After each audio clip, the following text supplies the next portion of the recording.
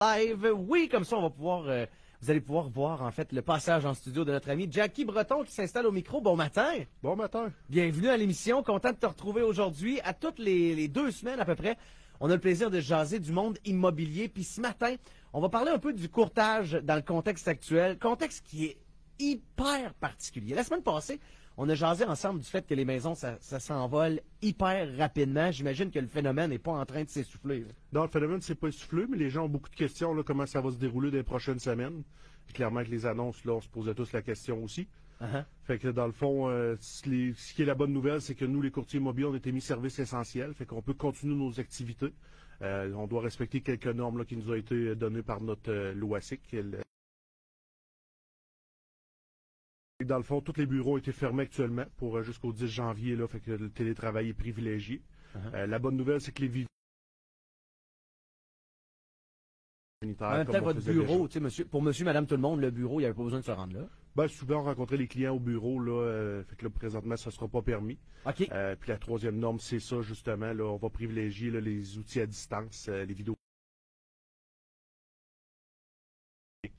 Trouvez-vous que ça complique bien gros votre travail ou au contraire, vous adaptez bien avec ça? Non, on était déjà adaptés puis on était prêts à cette situation-là. Fait que tout de suite, au début de la pandémie, on s'est ajusté. On n'a pas été arrêté longtemps non plus au mois de mars. Fait que ça nous a permis là, de reprendre nos activités rapidement. Surtout qu'au mois de mars, les taux se resserraient très vite vers ceux qui devaient acheter là, pour l'été.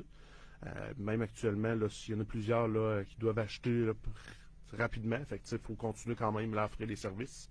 Mais ça veut dire que quelqu'un qui veut vendre, il doit être prêt à quitter quand même assez de manière expéditive. Là. Ça peut arriver. Par contre, là, on peut le prévoir aussi là, dans la négociation, là, une prise de possession plus éloignée. Là. OK. Mais comme mettons que quelqu'un qui achète une maison aujourd'hui, il pense à prendre possession à peu près quand? Ben, ça peut être dans 2 semaines, comme ça peut être au mois de juillet. Là. Il y a certains contrats là, qui comprennent qu'on dit pas de prise de possession avant le 1er juillet. Fait que les acheteurs se fient à ça là, pour leurs achats, si ça leur plaît ou non. Là, on sait qu'il y a eu des annonces qui ont été faites cette semaine par le gouvernement pour ce qui est du confinement qui commence le 25 décembre. Là, à partir de là, est-ce qu'on continue encore les visites? Est-ce que ça reste stable pour vous ou ça change complètement? Non, on peut continuer les visites. C'est sûr qu'on va privilégier les visites qui sont importantes pour les gens qui veulent se loger rapidement.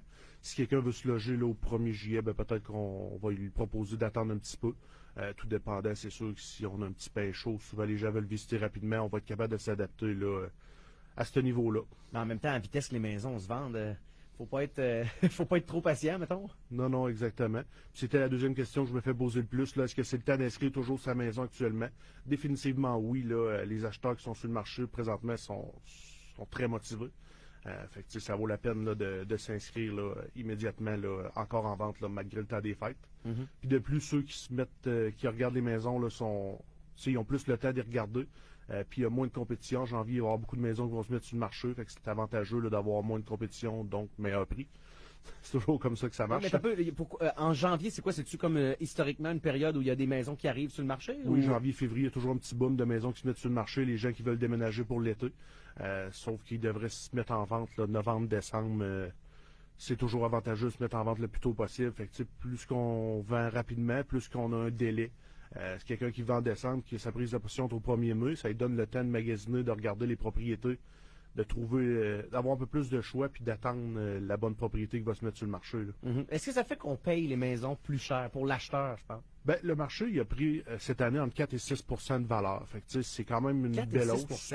Contrairement à ceux qui pensaient que les maisons avaient pris 20 de valeur, je dirais que non. Là, on a eu une belle hausse, mais une hausse quand même respectable. Mais une hausse, c'est quand même bien au-dessus, mettons, de la moyenne. Je pense pas qu'on paye 6 plus cher à notre épicerie, par exemple. Pas nécessairement, parce que en 2000 et 2010, les maisons prennent 6 et 9 de valeur. Là, on se rappelle, nos parents payaient le bungalow 60-65 000, puis aujourd'hui, ils vendent 280 000. De 2000 à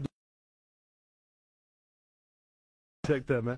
2010 à 2020, la hausse a été plus stable, entre 2 et 3 puis cette année, on a eu entre 4 et 6 Fait que, c'est quand même raisonnable. Là. Le prix d'achat est toujours acceptable. C'est sûr qu'il y a eu des maisons qui se sont vendues un peu trop chères parfois à cause des offres multiples, mais généralement, les acheteurs font toujours des bons achats. Les vendeurs vendent au juste prix et au bon prix actuellement. Mais en même temps, si tu veux aller chercher le bon prix, si tu veux négocier de la bonne manière, ça prend un professionnel. Faire ça tout seul, j'en sais quelque chose, là, c'est à peu près impossible sans faire ça. D'année en année, c'est de plus en plus complexe. Il faut être outillé. On prend beaucoup de formations, ce que les gens ne voient pas. 200 heures. Oui, quand même. Tableau, 4 heures par semaine là, de coaching, de formation pour rester à la fine pointe. Ça vous donne une petite idée d'à quel point c'est important d'avoir un courtier immobilier, puis en plus quelqu'un en qui vous avez confiance, comme Jackie Breton. C'est le mieux qu'on peut faire. Hey, 7h43, c'est déjà tout le temps qu'on avait pour ce matin. Ça passe ben trop vite, Jackie. Il va falloir qu'on s'en reparle dans 2 semaines. Yes. Quoi que je dis dans 2 semaines, là, on va tomber comme dans la période du jour de l'an. Exactement. Ça veut dire qu'on s'en parle en janvier? En janvier, exact. Excellent. Ben, d'ici là, passe-nous un bon temps des fêtes. Je t'envoie mes salutations à toute ta petite famille. Merci, bonne journée à tous. Salutations. Nous autres, on fait une courte pause. Au retour, on regarde ce qui se passe dans la circulation. C'est assez tranquille quand même ce matin.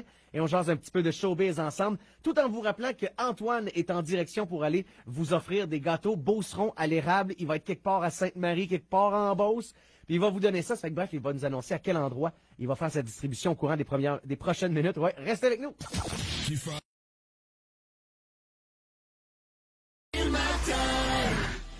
Les fêtes nous offrent une occasion unique de nous rapprocher des personnes avec qui nous partageons des valeurs, des affinités.